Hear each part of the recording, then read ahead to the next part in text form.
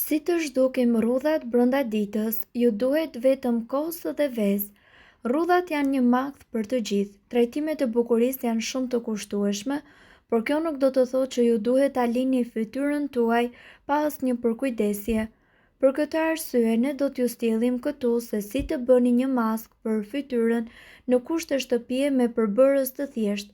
Nëpërmjet kësaj maske efektive të realizuar në shtëpi, ju mund t'i eliminoni ato.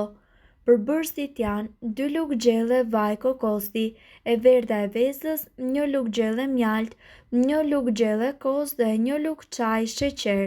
Hidheni që të gjithë përbërësit në blender dhe lëreni derisa të realizohet një masë kompakte.